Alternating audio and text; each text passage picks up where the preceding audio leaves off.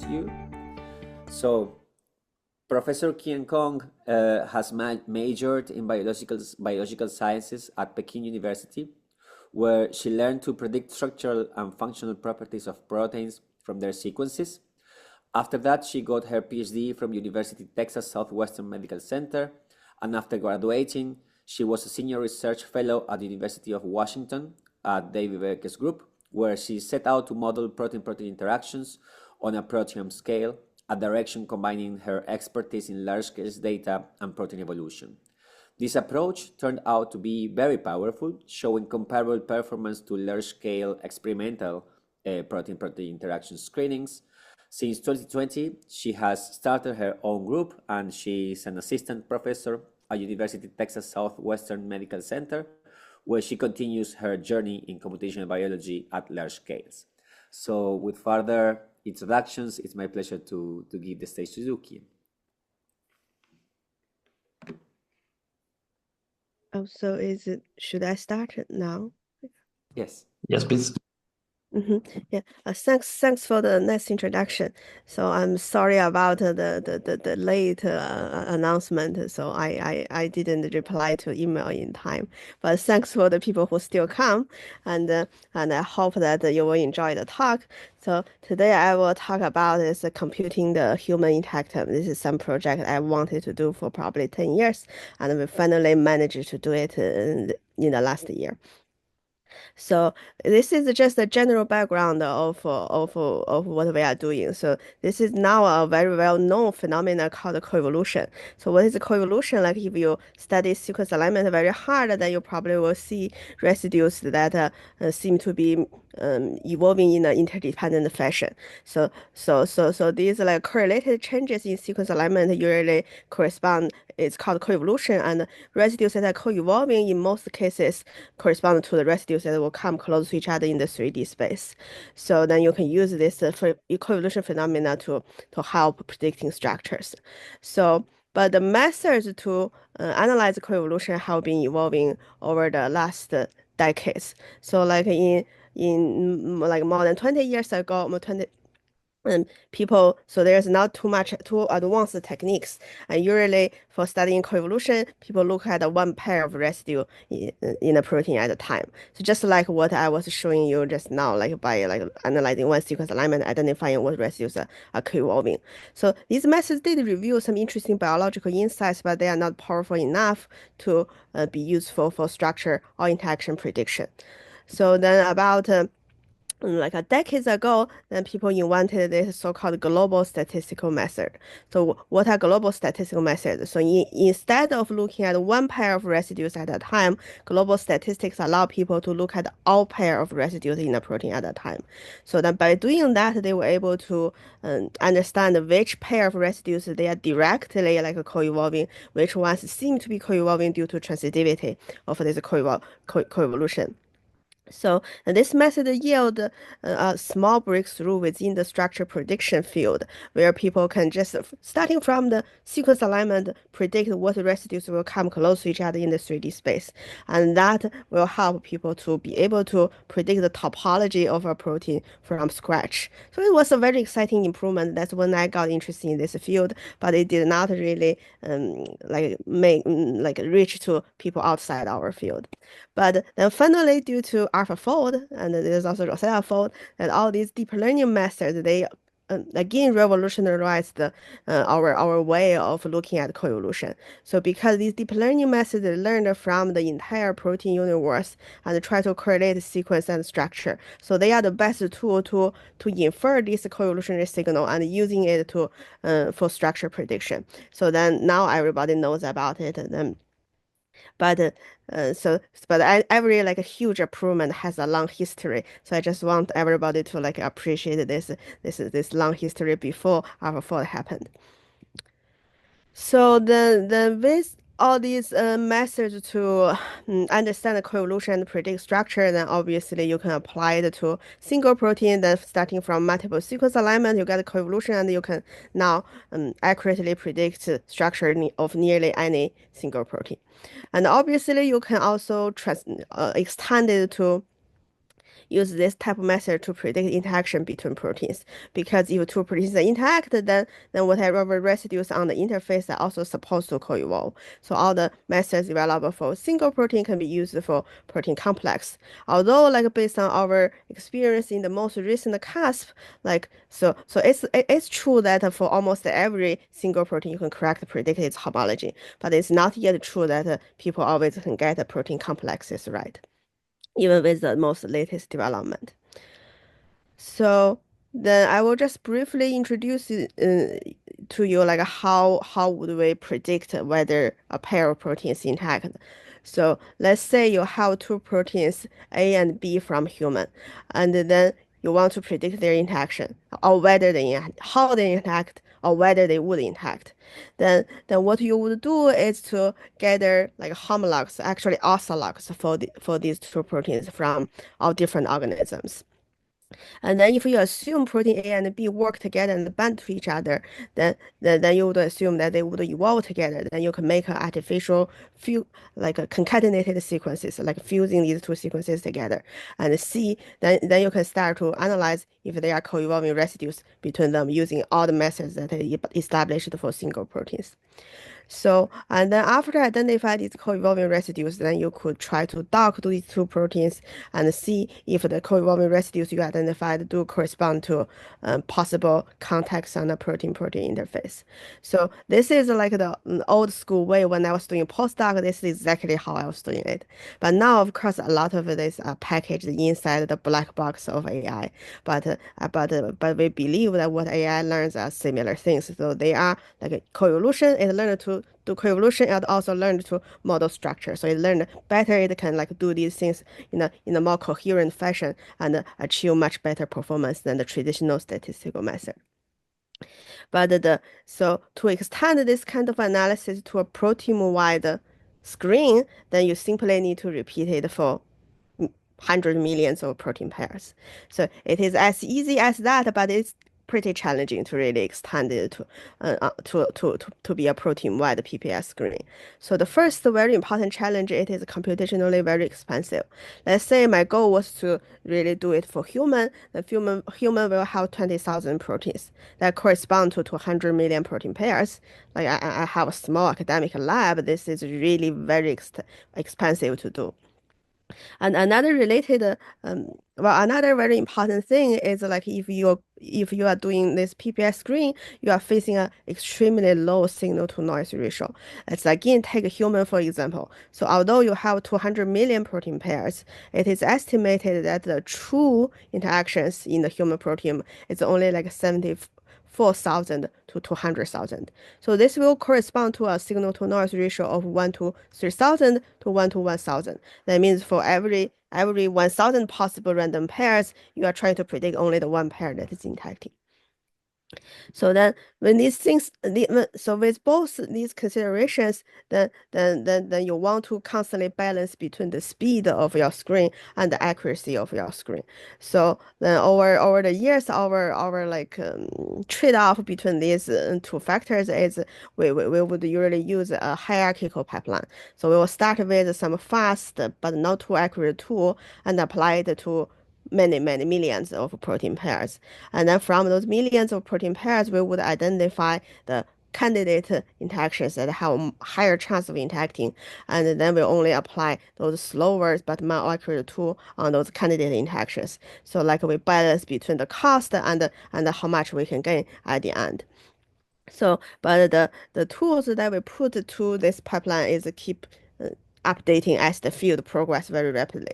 So in the beginning, all these I was only using these statistical methods, and now every pipeline that we use is heavily relying on AI, which is now to be the best method for inferring co-evolution and identify interactions. So then before like I started with human, I actually started with bacteria. So that was before any of these AI tools were available. So we were able to make a small number of predictions in bacteria. That was the work I did. I did when I was a postdoc in the Baker lab. So then when I was in the Baker lab, we did start to thinking about doing this for eukaryotes, but it never worked because without those artificial intelligence methods, the statistical methods are just not powerful enough to extract signal from the shallower sequence alignment for eukaryotes.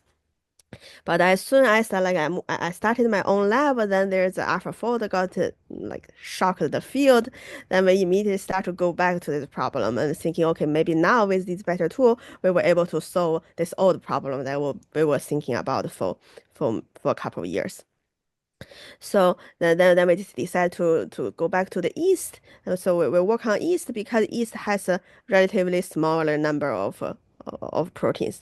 So it has like about 20 million possible protein pairs. And the yeast is good for any PPI studies because it is established model organism for this. So because there's like yeast to hybrid, so that is just like all the experimental data for yeast, it seems to be a little more reliable than done on any other organisms. And then you can easily put together like a positive control, which consists of those bona fide interactions validated in multiple experiments. And then you can also put together a negative control, which consists of pairs that has no previous evidence of interaction. So it is important to note, like since the start of my journey in this direction, I was always trying to put together positive control versus negative control with a signal to noise ratio on the order of 1 to 1,000. Because my ultimate goal is to use this method to identify like true biological interactions. And we do really go deeper to study these interactions and we help collaborators.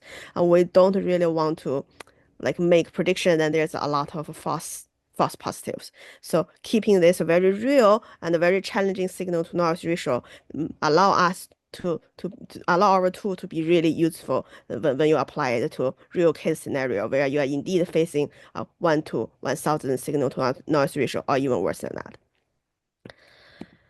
So, and then another thing that I need to mention that is probably not too important for this audience is like we need to constantly monitor our performance as we go through our PPS screening pipeline.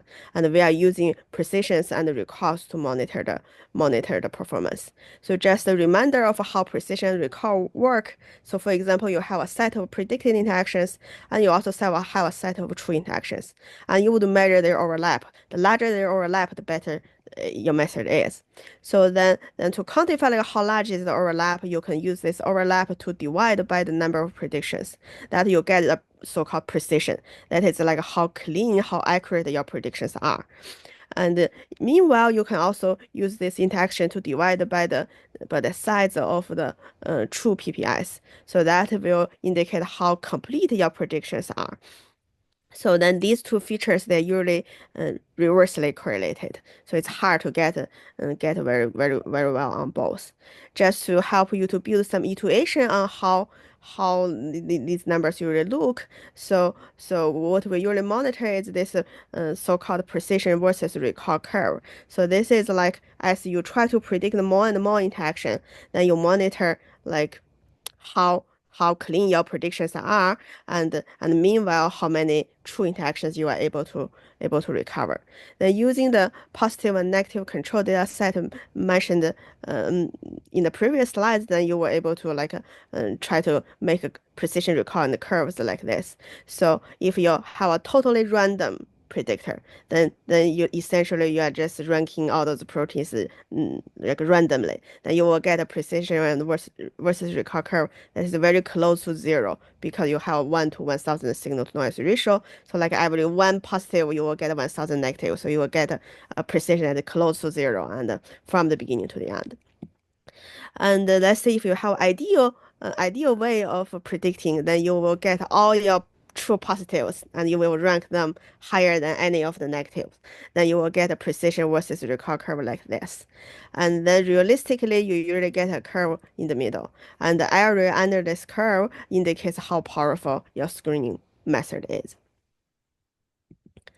So then this so this precision versus recall curve is important because as we run our screen, this is our primary measurement of our tools. So then this shows like why we were not able to do it using the statistical method. So let's say if we do apply statistical methods to this East PPF screening task, this is the precision recall curve you will get. Well, it's not like too terrible. You probably can predict about like a 1% of all the interactions, but that's kind of meaningless. You are probably going to predict like interactions between ribosomal proteins. So then as soon as this AlphaFold came out before they released their code. So I've been like again collaborating again with my postdoc advisor working on building like a version of Rosetta Fold inspired by the AlphaFold ideas. And more importantly, so I'm interested in like making this Rosetta Fold much faster so that we can do it for protein-wide PPS screen. So and a lot of these benchmarks were done by like my research scientist Jimin. So then as soon as we made this like a Rosetta Fold and a lighter version of Rosetta Fold, which is like 20 times faster than AlphaFold, so it's feasible for protein-wide PPS screen. We can see even this faster tool showed a lot. That's very significant improvement over the global statistical methods. So that's good. Like but then we probably can use this like instead of the statistical method, use it as a like a first step screening method. So then we can apply Rosetta Fold to millions of yeast protein pairs and identify a smaller subset of protein pairs that are more likely to interact. So indeed, we use that and we identified about over 5,000 like quite likely and quite possible protein-protein interactions. And then we just applied AlphaFold on these 5,000 like candidate interactions. Then we see some amazing thing like, so if we apply AlphaFold on top of this selection by Rosetta Fold, we see like AlphaFold can perfectly rank the positive and negative. So it was able to achieve extremely high precision, although the recall is limited by like our initial selection of these 5,000 proteins. But you can perfectly distinguish the positive from negative within this site. So then this precision versus recall curve on the right shows like we were able to identify about 28% of the true interactions at a precision of 95%. So that's important because if you want to make a biological discovery, you want to make sure that your predicted site is totally dominated by true interactions. So then we were able to achieve that and we were very happy about that. So I'd like to mention that this very ideal performance is not just achieved by AlphaFold. So later on we also did the benchmark. If we only use AlphaFold, can we reach like this like a perfect precision recall curve? We cannot. So this Rosetta Fold step was indeed also important. Although AlphaFold give us an advantage, like because AlphaFold can also give you a very accurate 3D structure. So then we just applied this pipeline to yeast, and then we were able to predict 1,500 interactions. So and the yeast is so well studied, so about half of our prediction, their interaction is known, and the 3D structure is also solved. But also about half their interaction was sort of supported by previous experimental evidence, but how they would form a protein complex wasn't known. And there's a small fraction of novel interactions. And since that was like when AlphaFold was just released. And it is also even for these, like their interaction, just to model their 3D structure, give you a lot of biological insights. And some of these protein complexes are have very important function. But knowing their structure, we were able to make a lot of interesting observations and gain biological insights. I'm not going to go into too much detail of each complex, but each is associated with a biological story. I will just show one example. Let me see. So this example is a protein complex we were able to identify and model using this pipeline. It is a GPI transmedase. So the function of this complex is just to attach GPI anchors to proteins. So the components in this complex was more or less known, but how they would interact each other, which pairs would directly interact, and how they would form a complex wasn't known. So we were able to model the model like a complex of this enzymatic this large enzyme using AlphaFold, and then using this model we were also able to identify the catalytic site and a channel for potential substrate to go through. So we released this prediction in 2021. Then in 2022 people solved this complex in human. Then you can see that now it's no longer surprising that indeed these modern AI network they can predict structures quite accurately, and then they were able to produce the biological insights that before AlphaFold was only possible if you solve the structure. So and then it's time to really move on to human. So then before moving to human, then we were wondering it's like human, is it better studied than yeast? Like human is so important, maybe it's all so well studied. But the answer is good for us that the answer is not true. So human intactome is not well studied at all. So let's just go back to some statistics. So we mentioned that for human, we have 200 million protein pairs, and the estimated number of true interactions is on the order of like 74,000 to 200,000. But however, interested, so if you just dig into PPI databases and just find which pair of human proteins had some experimental evidence for their interaction, you will easily find more than 1 million. So then what does that mean? So like you find more than 1 million pair, but the true interaction is like much smaller than that. So that means like all these databases, they were like plugged by potential false positives in experimental screens. Especially if you pull together different experimental screens, then you really get like all the noise from different experimental data. And why like a PPI experimental study is noisy because proteins are sticky, especially you put them in non-physiological condition. So for example, if you do like crystallographer, then any protein will form a crystal. Well, not any, many protein will form a crystal, although they don't really self-associate in the physiological condition. So this protein has just this sticky nature that making an experimental study with PPI also very challenging. And this experimental data set is rich in noise. So then on top of that, then how many pairs have experimental structure? So up to now, it is about like 10,000. So that means so the PPI data, experimental data is noisy, and those really, really very short interaction is only a small fraction of that. So another analysis that highlight the challenge of identify true interaction from human is the analysis based on different PPI databases. So we gathered like BioGrid, string, physical interaction from string, and UniProt. These are well-established databases for protein-protein interaction. If you try to identify the confident PPIs from each data set and try to see like how well like they overlap with each other. Then you will see so we take like over 60,000 confident interaction from 3 databases and we see their overlap is just 4,000 pairs. So that means like it's really hard to judge like from these experimental data what are the real interactions happening in human. So before we started our human journey, because one easy thing we were thinking about doing is like maybe we can do what we do in yeast in human, but actually Annie did that and better than what we can do. So then we decided, oh, then what can we do that is still meaningful contribution to the field? So we decided to go back and using our expertise in large scale data and AI method development, try to improve this pipeline and see if we can push the boundary further.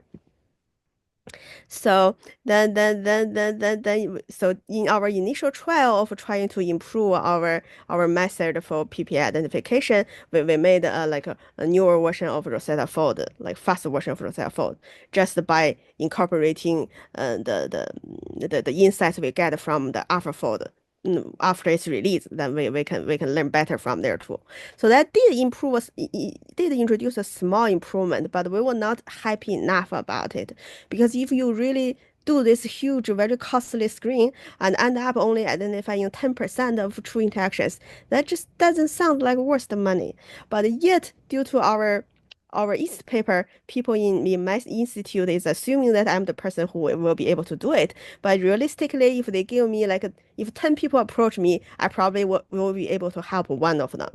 So this put me into some imposter syndrome. So I was like, oh my God, what am I going to do? Like this, everybody expecting me to do it, and I just cannot do it well.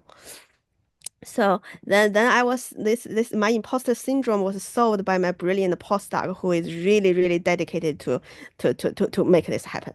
So then you can see like so this is where we started with like this is the performance of our East tool. Then through a number of very like a heroic improvement she made, we were able to improve our method by maybe fivefold. This is really like rare to see like in a bioinformatics you can have like fivefold improvement. But I'd like to note like this huge improvement is also due to that this task was so challenging and we started with a tool that is really not adequate. So we were able to make a huge improvement. Then I will next introduce you how she did it. So it's mostly relying on better AI tool and a large amount of data. So then to make our tool better, our first hypothesis is maybe the small size of a training data set is limiting the performance of current deep learning network, including RussellFold and AlphaFold. So for this network to be able to predict the protein-protein interactions, it's a common practice to use the PPIs from PDB to train these networks. However, although there's a lot of like PDBs that have protein-protein interaction, but after removing those that are showing homology to human pairs because we don't want any data leakage and clustering to remove the redundancy, then you really only will have like little more than 10,000 clusters of diverse PPIs. So this is not too large a training data set, but where can you get a larger data set? So we decided to look into AlphaFold protein structure database.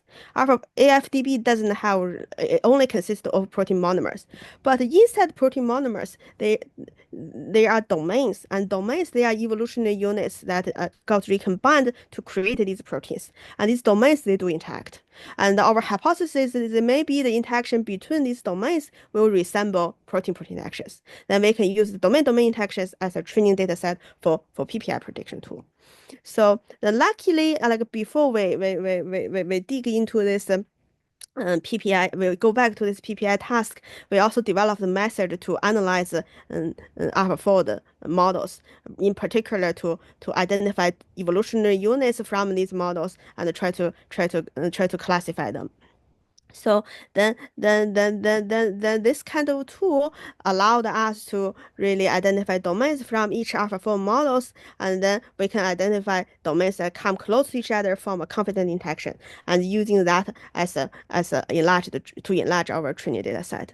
So these are the features we use to pass domain. So we take the domains annotated in interpro, which is sequence-based annotation. Then we add the structure features from AlphaFold model, including like inter-residue distances and predicted alignment error. And this allow us to predict domains. For example, in this protein, we pass into 3 domains, and you can see each pair of domains seem to be interacting with each other. So then going to this domain-domain interactions in AFDB allow us to significantly enlarge the training data set. So we were able to make a training data set that is about 20-fold larger than what is traditionally used in the field. So here I'm just showing you a couple of protein-protein interactions that we found. It's a random selection. Then you can see that they do kind of resemble protein-protein interaction interfaces. So then after we get a better training data set, we decide to also optimize the Rosetta Fold architecture for PPI prediction. So we tested a number of different modifications, and to our surprise, like so the modification that made the most significant change was when we removed the 3D structure feature from RussellFold. So that was surprising because if you compare like RussellFold and AlphaFold, the major difference is how we treat the 3D features. So in AlphaFold, you have evoformer that integrate sequence alignment features and pairwise features that kind of encode this coevolution and residue contacts. And they also have a separate structure module that help to take these residue interactions you derived from these 2 features and try to fold them into 3D structure. In Rosetta Fold, we made this modification where we directly allow the 3D features to talk more frequently to the MSA features and the pairwise feature.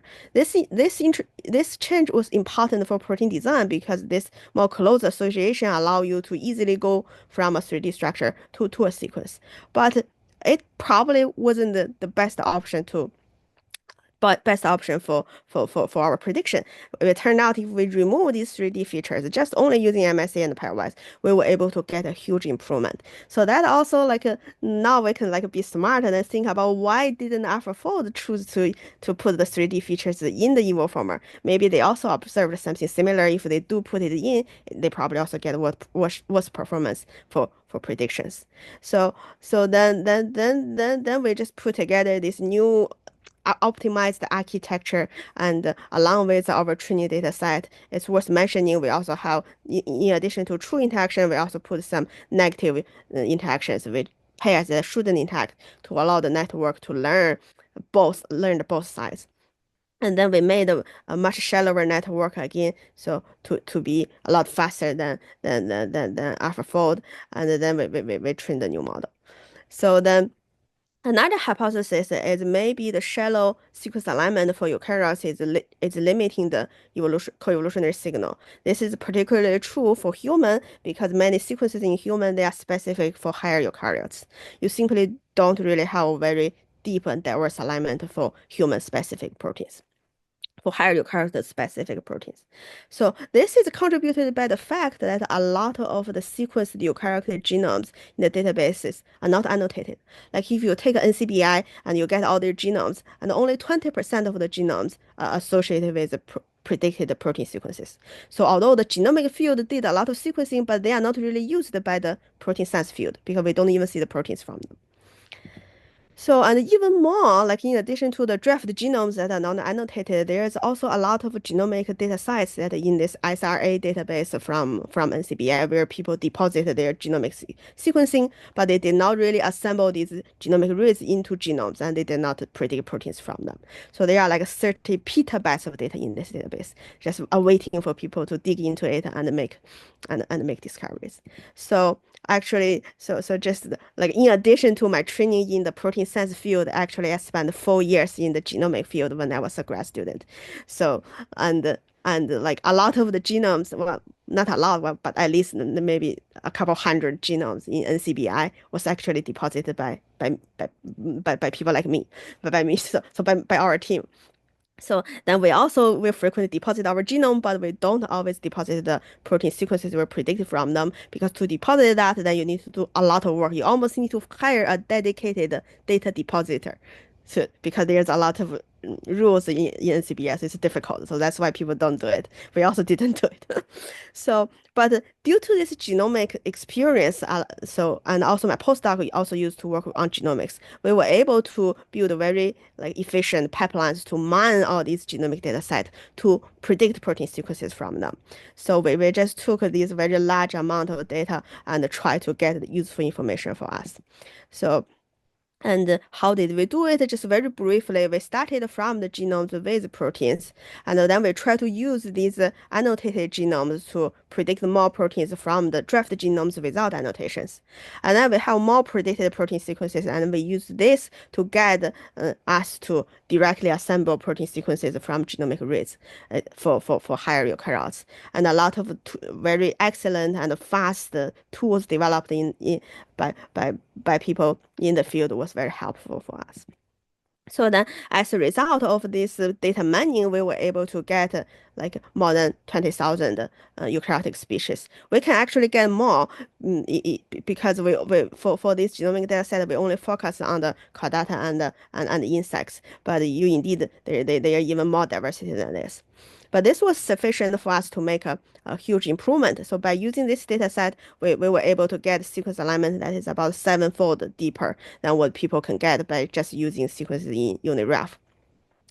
So then does this deeper sequence alignment make a difference? Yes, it does. So again, we assemble the positive and negative control set that's 1,000 times larger and try to benchmark how much our improved sequence alignment is going to help.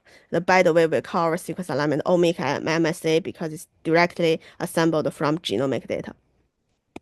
Then we can see using omic MSA, we were able to improve every method that we used for our PPI screening.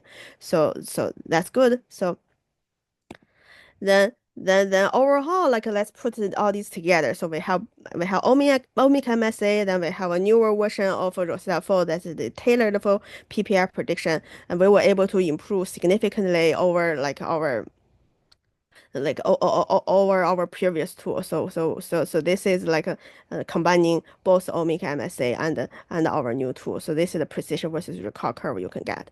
So it is better than if you just use collab fold. And this better is important because our tool is 20 times faster. But nevertheless, like our omic MSA can improve Rosetta fold, it also can improve AlphaFold. Let's say if we put omic MSA together with AlphaFold, then we make AlphaFold even better than the Rosetta fold.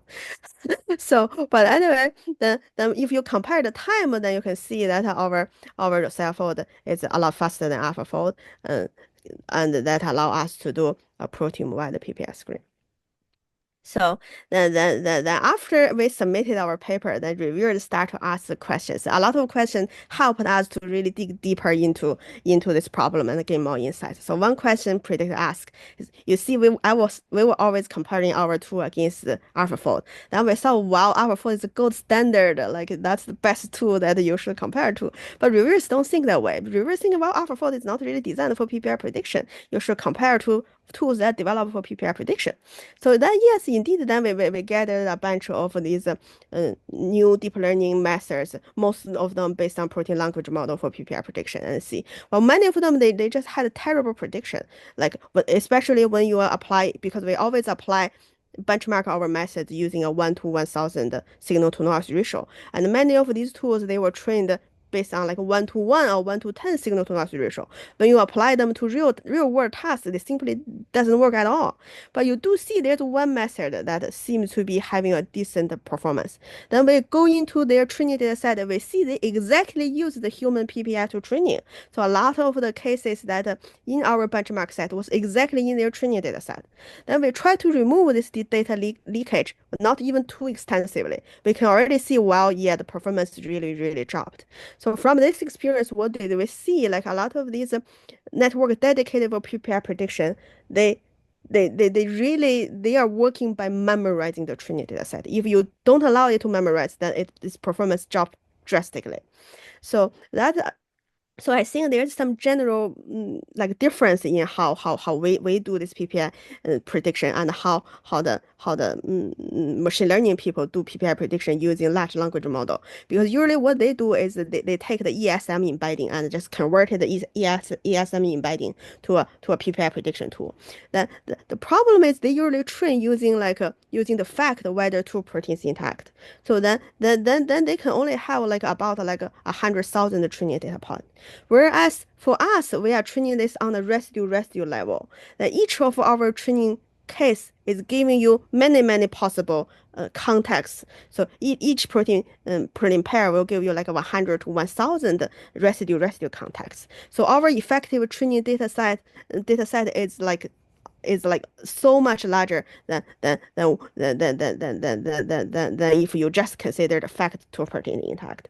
So doing it on the residue level give us the advantage of fully utilizing the data set and making very large, making relatively much larger training data set. And also we don't directly train on this PPI prediction test, and yet like when we try to apply it to a real PPI screen, we were able to face this 1 to 1000 signal to noise ratio, whereas many other like protein language model based tool, they were not really trained with this realistic goal. So then another commonly asked question is how do these things work in transit interaction? So we identified the likely transit interaction as like a protein-protein interactions that have very small interfaces from the PDB, and we try to benchmark like how our Rosetta fold and AlphaFold would behave on PPIs with very large interface, meaning they are stronger and obligate interaction, and PPIs with very small interface. To our surprise, we were able to find that like our Rosetta fold actually perform better than AlphaFold on these transit interaction. Although it's obvious like both tools will work much worse for more transit interaction, but Rosetta fold showed the advantage over AlphaFold. We think it's related to that AlphaFold still was optimized on protein structure. So it's not used to see transition interactions with a very small interface. It's simply by physically they don't like it. However, based on pure on coevolution without thinking about the structure, our cell for PPI seem to be having a unique advantage for transition interaction. So then with this tool, we were able to apply them to do a comprehensive screen of human Interactome.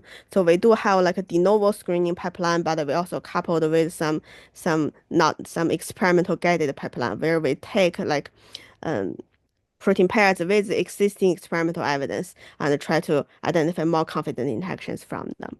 So and as we run our screen, we constantly monitor the performance and check and decide what is the good cutoff scores to use. So this is also another question that I always get asked. So people was wondering like if you use these yourself PPI or AlphaFold to try to infer interactions, then what cutoff you should use.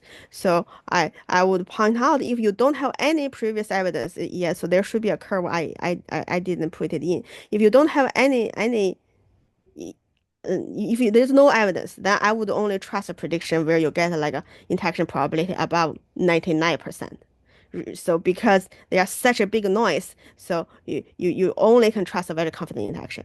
But the good thing is if you do have some previous evidence, like for example, if you take pairs from these databases with some like large scale experimental evidence, then you were able to significantly lower the cutoff and while maintain a high precision. So you can lower the cutoff to about like 0.5, then you were able to get a meaningful accurate prediction by comparing the existing experimental evidence and these AI networks.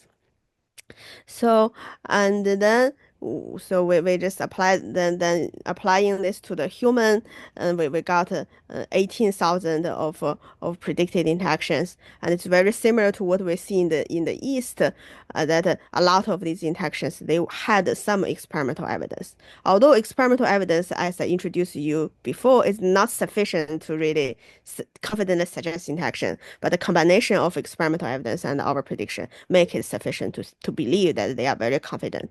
And a smaller fraction of them was have experimentally determined structures, and about a quarter didn't have previous direct evidence for their interaction. But if you study hard, then you were able to find some additional supporting evidence for their interaction. So then again, another important contribution is to provide the 3D structure data for this confident interaction. And these predicted structures just almost tripled the number of human PPS with some high quality structure models. And using these structure models, you can do a lot of functional inference. For example, you can identify the post-translational modification sites or other functional sites or disease mutations on the protein-protein interface.